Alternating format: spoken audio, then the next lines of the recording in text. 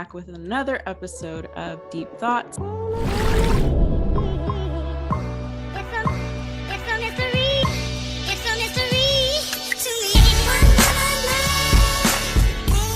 Hey everybody, this is Dev Majesty back with another episode of Deep Thoughts. This is episode 3, and we have a very special guest. And I will let him introduce himself and as you know him on Twitter. Hi guys, so my name is Vojo, or Pink Velvet Pony, which is my Twitter handle, but my real name is Fawn. I'm a resident of the United States. I've been an artist, a real artist since 2008. I'm actually an oil painter by trade, but I practice with doing other mediums. But I've discovered the NFT space in the last year, mid-November, and I've been kind of getting into the learning and being active. But I've been with Solana since end of December. So yeah. Cool. And I live in the Seattle area. So yeah.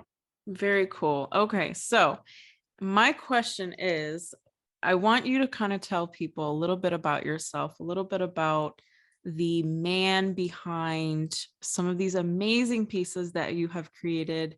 If you guys have seen, he's done a lot of amazing pieces, collaborations with some major names in the space. And he has this amazing abstract art that he's able to create. So if you want to kind of just tell people about a little bit more about where you're from and kind of your career path that you've taken for your Web 2 life, and just about that and how that's affected your artistic journey. So I went to college, got a degree in painting. I, like many other artists, real life artists, kind of get squashed if they don't kind of get the momentum right away into being a real, getting into galleries and stuff like that.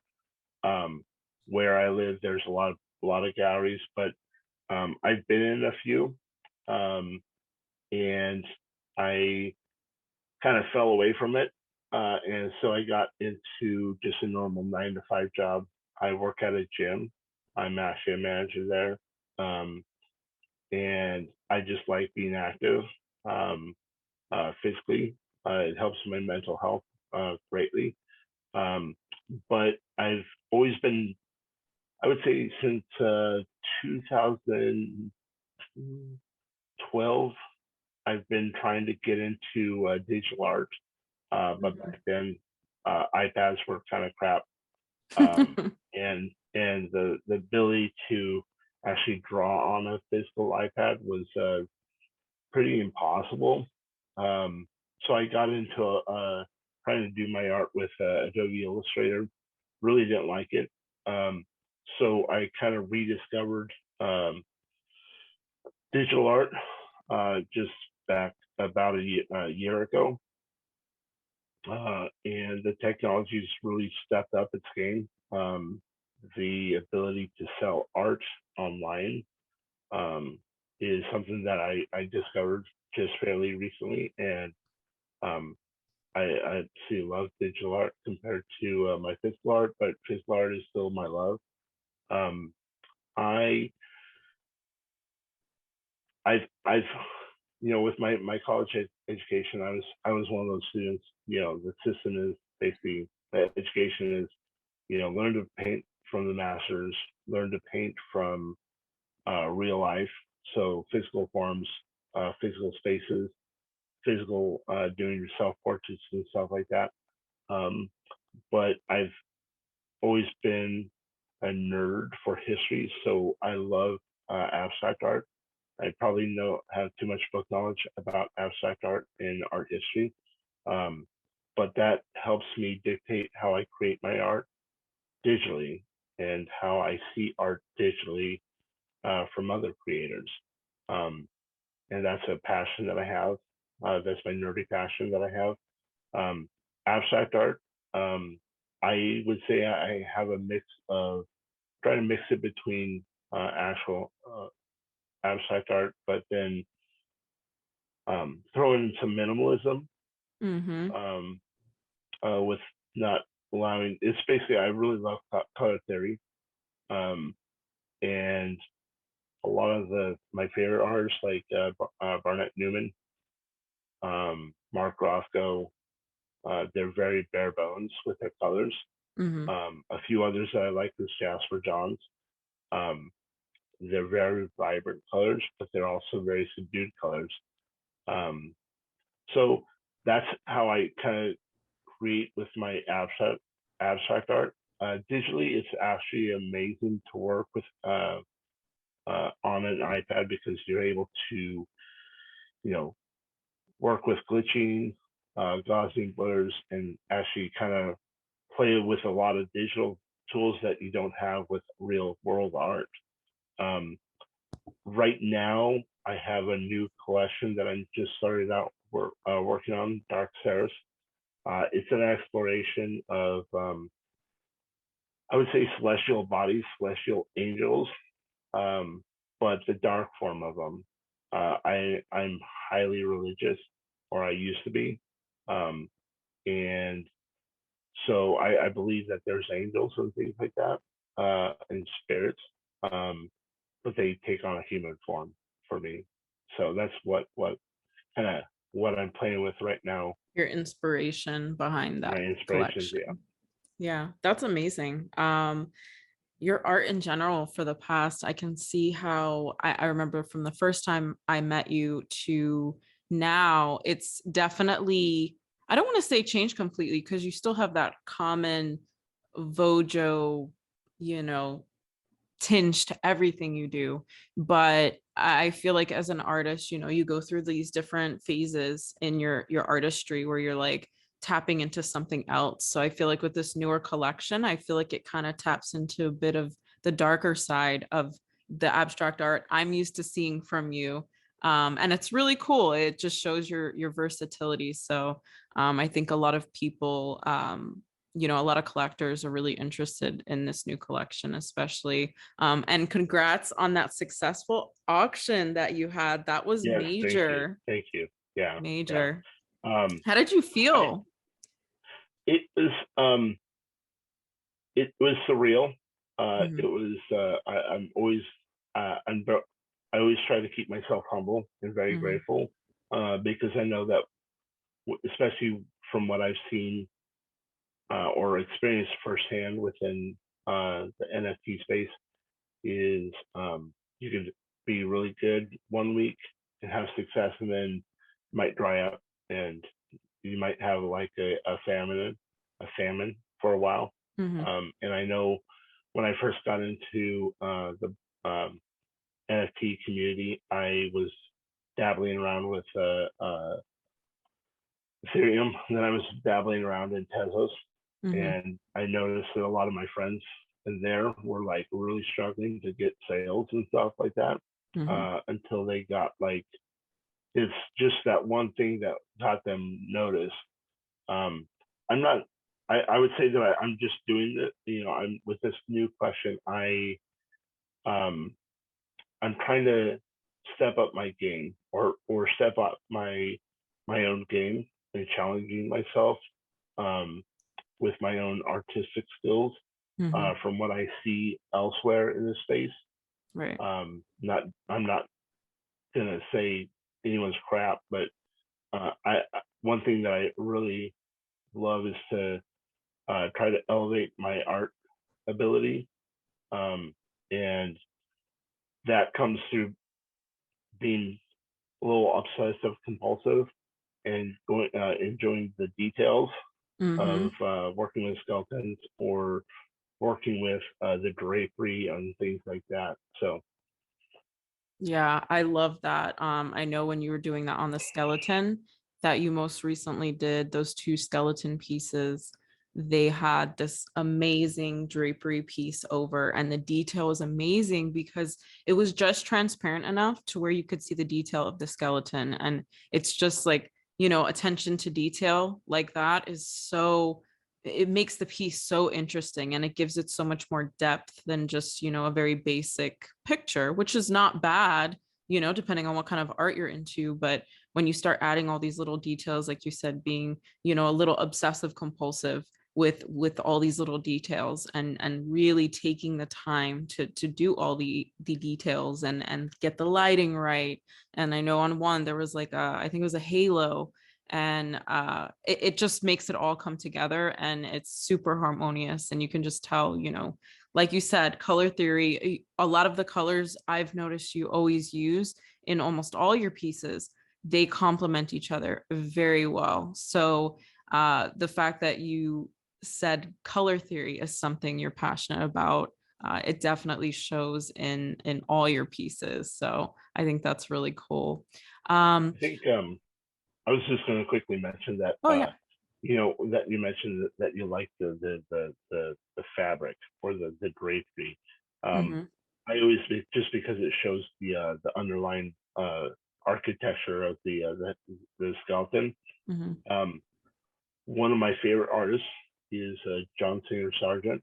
Um, I've seen a large body of his artwork in person, and one of the things that one of the tricks that he did was he actually painted a lot of his paintings abstractly or with very little detail, but then he would actually, the majority of the painting would be abstract Hmm. brushstrokes and stuff like that to allow the eye to build the character or to build the form of the portraits that he did. But then there was just one little object or one little portion in the background that he would paint to such a great detail that it looked like it was real. That's one thing I try to push with my current with the Dark Saris collection. I love that. It kind of adds just a um almost like a touch of hyper realism in the piece to kind of Yes, give the piece like a focal point. So yeah, yeah, I love that. I think that's really interesting. It's kind of like when you take a picture and you have the picture focused on something. I feel like it's the same principle when you have a piece within your abstract piece that reflects that hyperrealism. I think that that's very, very cool. And I love yeah. that. I wanted to say, what are your favorite mediums to work with? I know you mentioned you're really enjoying digital art. For your actual IRL paintings, what is your mediums of choice? My mediums of choice. Um, I do love oil painting. Um, my weakest medium that I'd love to try to do is watercolors, but I just don't have the I don't know how to do it, or I don't have the patience, I think, Mm-hmm. to work with it. Um, but physical mediums, I would say that I like to do um, pottery.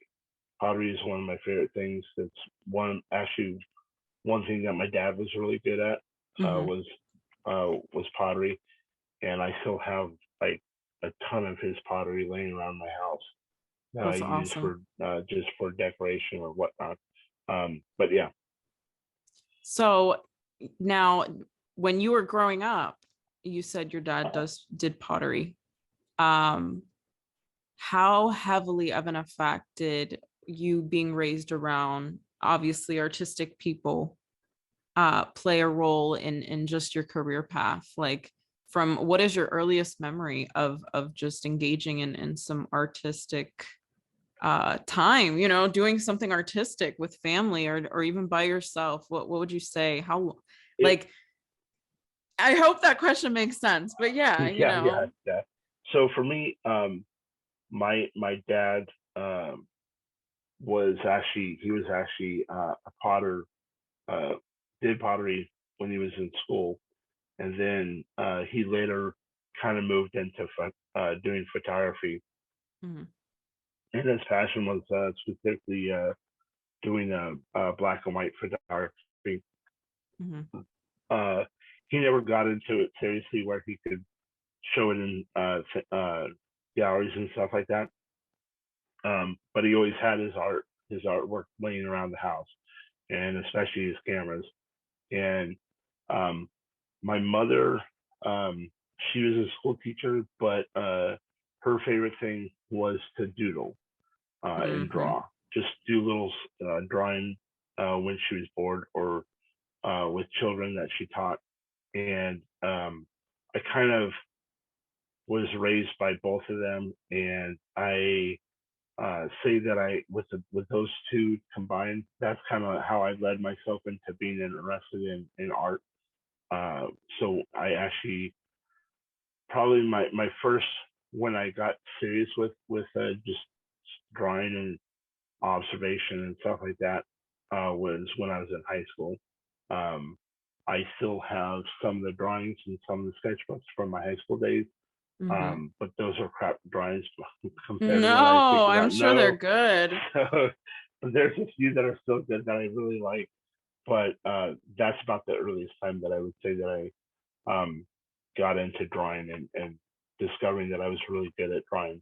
And I think art can be learned by anyone.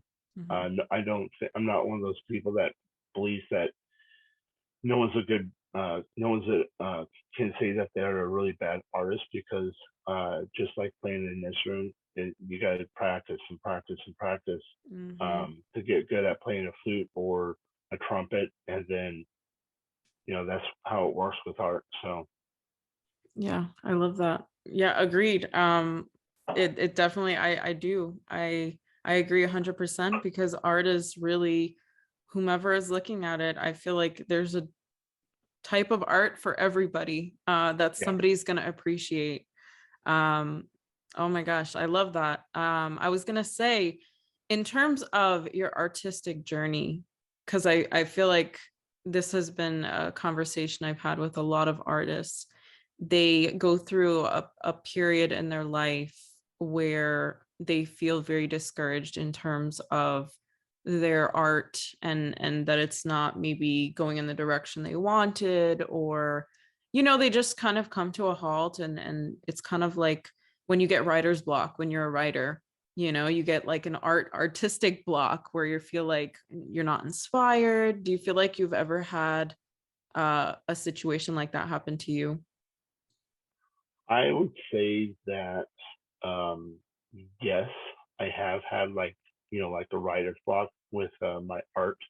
Um, I typically that typically happens when I have to do uh, observational art. Mm-hmm. Do being able to do like uh, draw an interior space Mm-hmm. or something like that. Or sometimes it even happens when I'm doing um, uh, drawing landscapes. Um, or when I have painted plein air landscapes. The kind of like my I just have this urge. My brain just keeps on telling me add detail to the painting, add detail. Mm-hmm. But then overall, from what I've learned, uh, if you add too much detail um, to the whole picture, it's going to look like trash, or it's going to be difficult to do in one sitting. So Mm-hmm. um, that's why when I have those blocks, I or discouragements, um, because I'm like I don't want to draw that desk. I just want to draw like I just want to paint like a color of that desk and then just leave it there. But if I'm drawing, then I'm going to be trying to draw everything. So what I do is I typically, and this is what I do with my digital art, is I take breaks where I'm just mentally watching a movie, doing something that I enjoy, which is biking, going outside, breathing fresh air, Mm-hmm. and then allows you to come back and look at it and then be like, okay, so this is it allows your brain to think. Um, I believe I was in a space. I don't know who it was with, but I think it was. I don't know. But someone was on Twitter and they said, once you do sculpture, you're going to be the one that, as an artist, once you get into doing sculpture, Mm-hmm. you're going to start you're going to kind of be taking any art, 2D art that you're doing, and thinking of it three-dimensionally. So with me, Interesting. yeah, that's just, so even when I'm taking a mental break, Mm-hmm. I'm still thinking about the art or the art that I'm doing and working as like thinking of it as a puzzle. How can I do this better, or how can I do that? Then I go back in and use those techniques, and it comes out better than I had when I left it. So yeah. Very cool. Very cool. Kind of piggybacking off of that, what is your artistic process like, when you all these collections that you've been curating, where do you have inspiration from a specific place? Is it just more of a coping thing with, like, for you particularly, like, is it just like something you can, use to just help you get through things in life? Or do you feel like the process is very just, I have ideas and things in my head that I just need to get on a canvas and get out there and share? What's that process kind of like for you, from having that idea to having that completed piece as part of a collection? What's that process like for you? There's two answers. I think the easiest one to go into would be that I typically will. I've been since I've been drawing since I was 16. I've always been the type that I'm gonna do little rough sketches. Mm-hmm. Um, yeah, it's basically little swatches of looking at the composition of the space Mm-hmm. or the colors, thinking about the colors, and then seeing how it might work visually before you spend hours trying to paint it. Mm-hmm. Um, so I always try to pre-plan anything that I do visually. That way I don't have to just, and the reason why that is because I have done that where I just go right into doing something, and then like I'm 2 hours into it and I'm like, this is trash. I don't know where that I'm going with this, and I don't like it. Mm-hmm. So I totally destroy the art. I've done that with my physical art, and I've done that with it's much easier and much safer now with my digital art. That's the process. Um, I do use. Um, I would say that I have used art as a coping mechanism. I'm very introverted, Mm-hmm. um, but I'm actually, but the opposite side of that, I'm introverted internally, but then and socially. But once I kind of, it's like I'm like a flower. Once you get to know me, I open up, and then I just can't shut my mouth. Um, but then Uh, so I try to, my art's always been my medium where I go back into, some people journal, some people write. Me, it's visually. I just have to get what's out of my head onto a canvas or on paper or onto a digital canvas, Mm-hmm. because it just, my mind's always thinking and running with different ideas. So yeah. Very cool. Very cool. Um, Man, that's awesome. That, like, you are extremely versatile. Just even your artistic process, it starts, like you said, with like a small sketch or just having an idea. I always find it interesting, delving into artists' minds and just how their pieces come to fruition. It's fascinating. Yeah. When you were in college, I was going to ask this because I'm always curious, artists, because not all artists have gone to college, and so I always find it interesting. When you went to college, do you feel like you were held back a lot from really being as artistically free as possible? Or do you feel like where you went to school, you were able to have, you know, really good creative freedom? Um, so the easy answer is no. I don't think I was restricted artistically. Mm-hmm. And the reason why I say that is because, you know, forethought, going back in memory Mm-hmm. and seeing what I did or what I kind of was forced to learn, is a benefit to me now.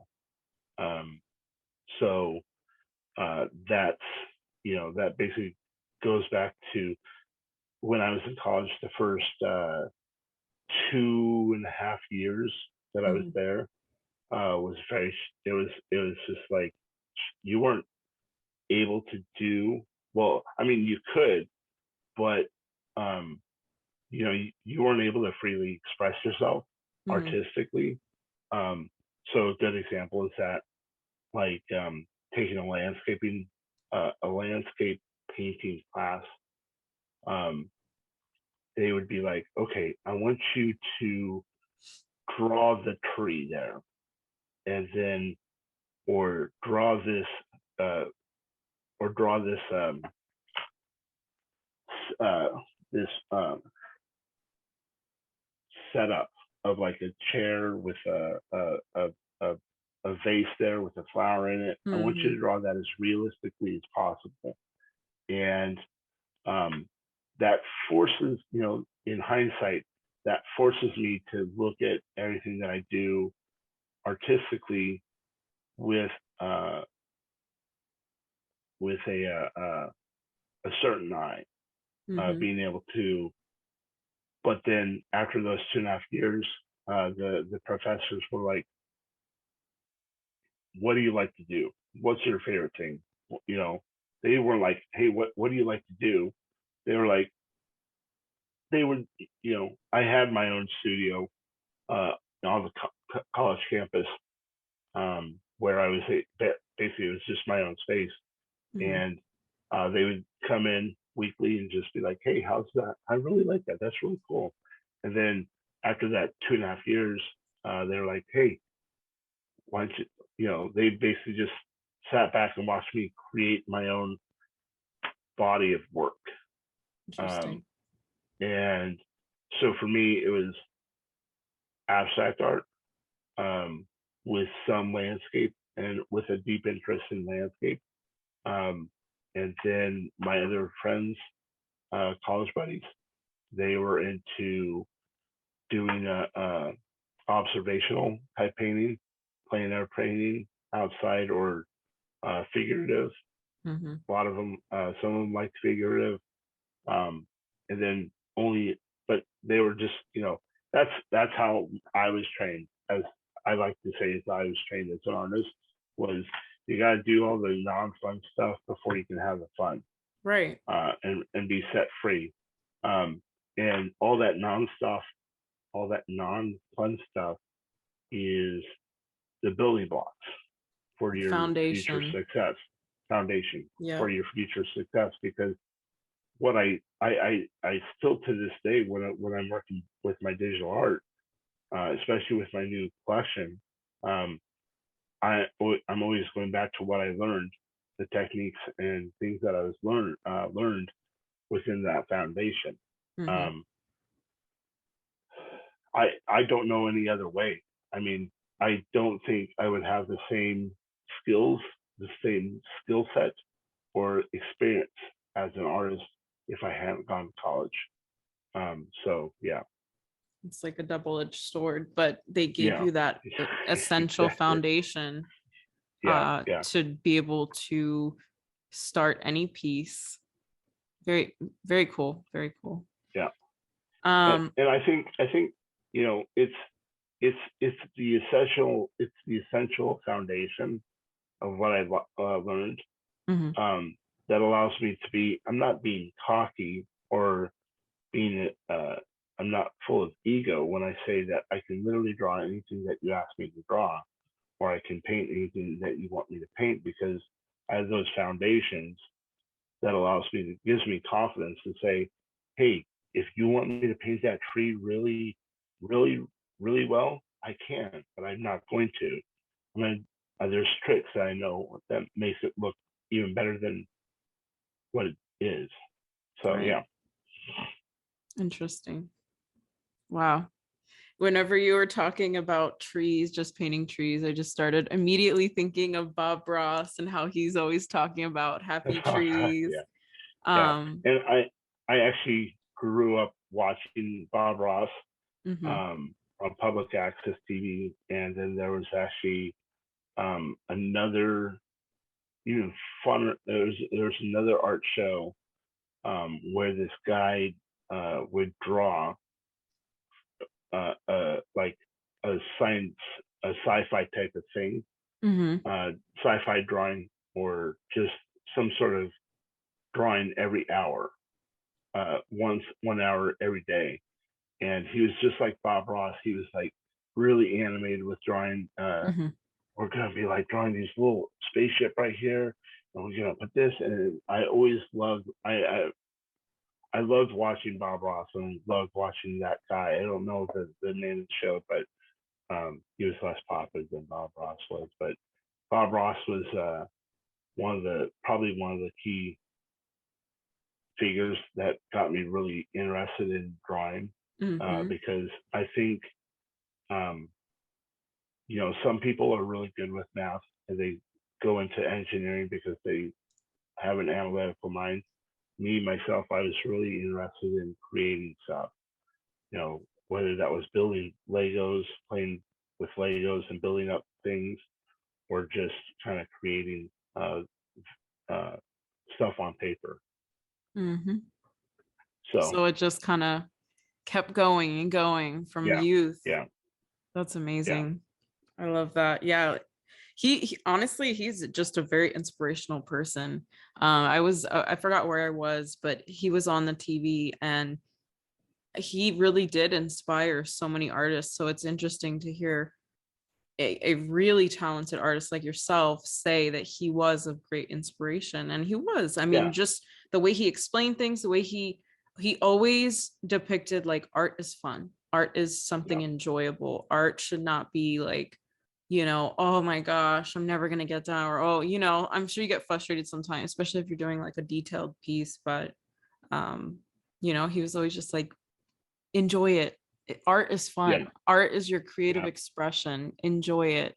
So I I think I love think that. with yeah, I think with Bob Ross, I got kind of jaded from him, because I saw him painting and I was like, oh my god, I didn't know what medium he was using at the time when I was watching him, but he was using acrylics, and Mm-hmm. uh, super easy to use acrylics. I don't. Maybe I'm wrong on that. I'll have to double check that.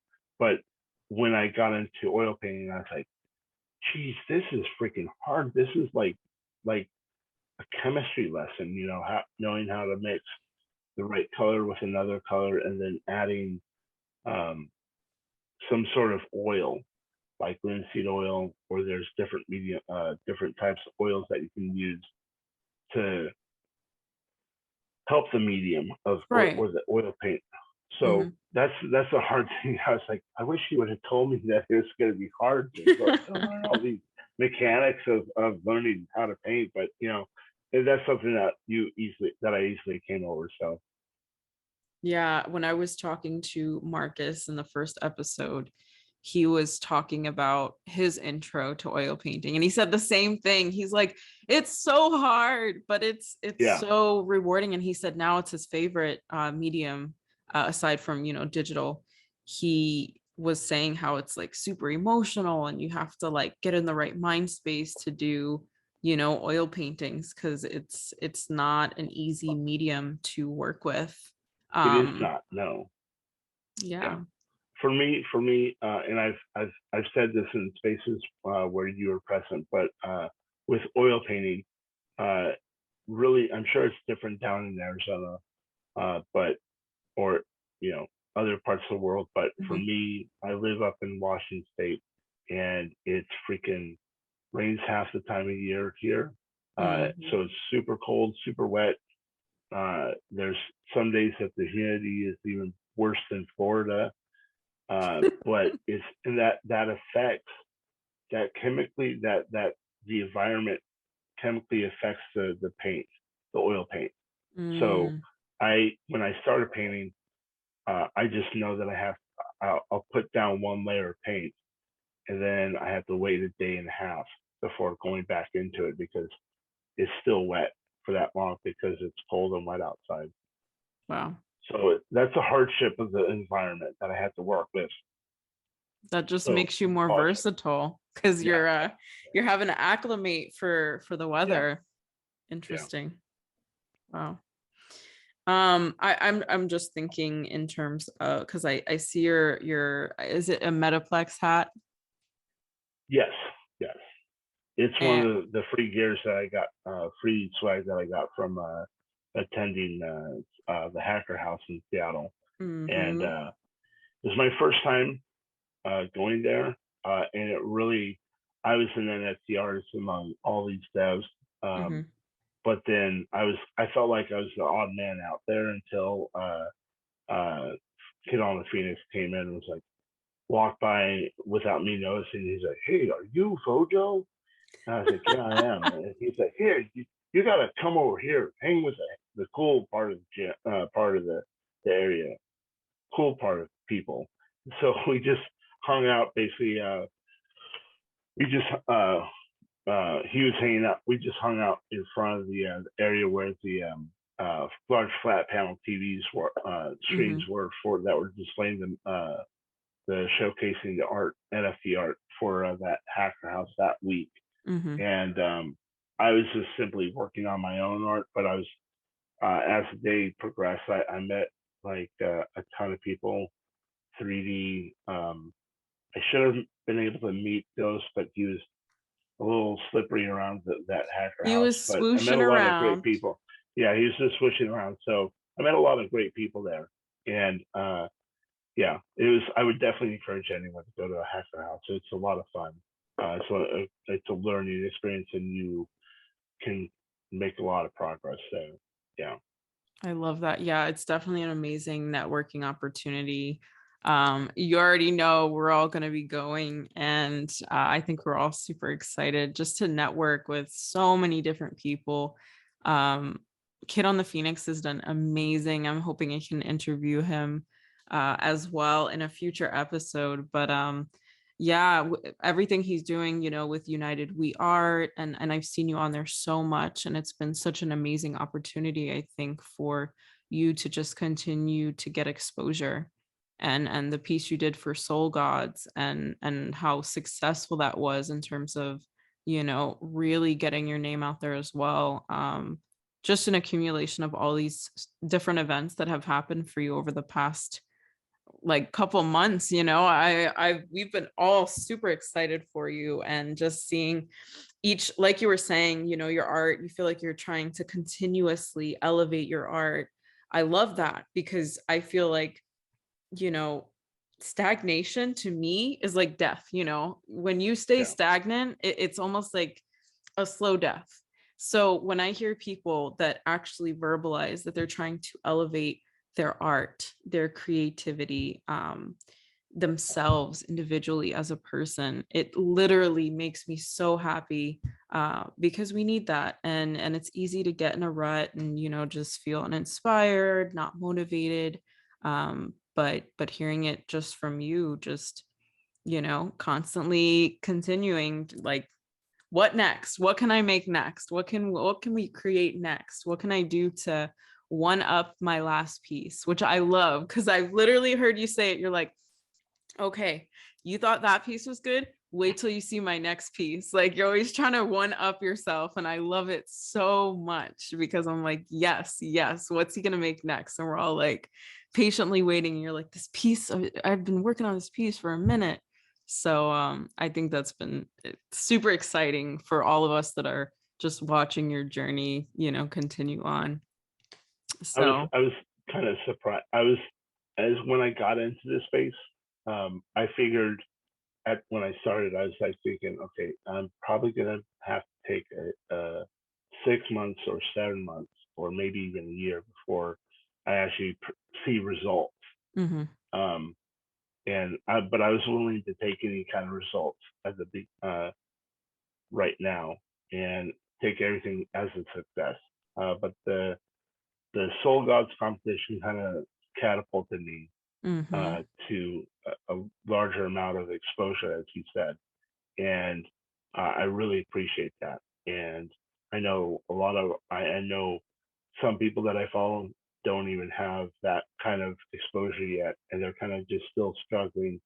And I'm like, I'm trying to support them within the space in the community. And yeah, I always go back to my art history, and what I learned is that with artists, you know, Van Gogh painted a lot differently than what he's well known for. Mm-hmm. Monet painted a lot differently than what he's well known for. And if you're an artist and or if you're a person that has the ability to go to a museum or to shows that shows this the different that earlier work to what Van Gogh's well known for, you get Mm-hmm. a better appreciation because even them, they were always striving to one up themselves, always to step up their game. And they just, might just on a fluke try something that someone else is doing, but improve upon it, and makes them better. So yeah. Yep. Just, oh my gosh, yes, 100%. I think that's really important advice that I think a lot of up and coming one of one artists that are just trying to also one up themselves and elevate their art. I think that's really important advice for them. Um, I wanted to say, before we kind of wrap up, I just wanted to say, if you because you do have fans now, you have fans and collectors, and I say this to the artists that I talk to them, I'm like, hey, you guys know, like, I'm interviewing you on the podcast, like, you guys have fans.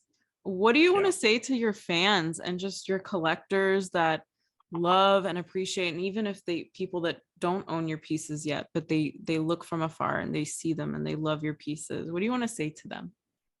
So I really appreciate everyone that appreciates my own art, um, for different qualities that I do, Mm-hmm. whether that's the Dark Stars collection or my own abstract art, or even just the earliest collection, my Genesis collection of the Info. I really appreciate everyone. I um, I'm I'm surprised, honestly, when I came into the space and I was like, I learned early on that I was going to enter this space and try to uplift everyone else in the community before kind of shilling my own stuff or trying to push out my own art. And so I think I would I would encourage any new artists to do that. 80% of your time on Twitter should be uplifting the NFT community, and then 20% of that time should be working on promoting your own work. Mm-hmm. Um, and for my collectors, I really appreciate them. Um, I am just really humbled that some people that have gotten my art, um, really love it. Especially the collectors that collected my Genesis collection, Mm-hmm. my Inkflow, Data Abstract, Kid on Phoenix, and Chardy and Boo Boo, or her name is Naomi from URS. Mm-hmm. They actually own the physicals now, and Wow. that's kind of like that's my way of introducing myself, is if I was able to sell the NFT, I wanted to really promote and get myself get them to be a collector of my physical artwork. And I know Data Abstract is really excited to and Kid on the Scenes, and the UR gang is really excited to have my physical artwork because I'm not doing that again. And I might revisit it, but right now I'm just focusing on my own visual work. So Right. yeah, That's an honor. Anybody that holds a yeah, physical piece by you, because as you yeah, continue to scale your platform, your brand, that's going to be a coveted item to have. So, yeah. I told and that abstract Kid on the Phoenix and UR asking aren't just my own collectors. I actually have within my own real world art. I have outside collectors, friends, but also private institutions that I actually have collected my artwork. So wow. it's kind of like, I'm not saying I'm there, daddy, I'm there, I'm successful, but you know, I really appreciate anyone that I can call a collector because it's it's always what I create. I try to just get it out there, Mm-hmm. uh, not for the exposure, but just to express myself visually. Mm-hmm. And if I can find collectors that see something that in what I create, it's a beautiful thing. Wow. That was awesome. Thank you. Thank you, Vojo. We are so happy you're in Solana. I know I am very happy. We have such a good time on Soul Town and United We Are and all these amazing spaces that help one of one artists really get out there. And I'm so happy you agreed to come on and just, talk about your journey. And I wanted to also give you the floor. If you have any upcoming collections or something you're working on that you want to share with anybody or give them a little hint of something you have coming soon, please share. Well, it's just today. I'm going to be finishing up my next piece that I'm going to be auctioning off later this week, which is probably uh, for the Dark Service collection. So I'm trying to do one piece every week Mhm. and auction it off. And so that's kind of like the what I'm working on right now. And then if you're interested in my glyphs collection, definitely check it out. I know I've had a few people collect from that, and but definitely check out my ExchangeArt presence on that website. And I know Perfect. that I have links on my Twitter profile. Yes. So I am going to include all of Vojo's platforms that he's selling on. I think you said ExchangeArt. Just we're gonna have all the links so that if you want to purchase one of his amazing pieces or take part in one of his upcoming auctions, follow him on Twitter, turn on post notifications. That way, you know for sure when an auction is going to happen. Otherwise, you might miss it. And then you're going to be like, darn. Yeah. And then his pieces are going to be worth some crazy amount of money. And then, you're going to have to be super wealthy to afford it. But please, please, please support him. He's an amazing person and super selfless. And, even though he really is so deserving of all the praise that he's been getting and all the attention that he's been getting from the space. And I'm just super excited for you. So Yep. yes, thank you for coming on. And I Thank wanted you. to say thank you to everyone who is going to tune into this episode. We love you. And we will see you on the next episode. Thank you, Vojo. Bye. Thank you.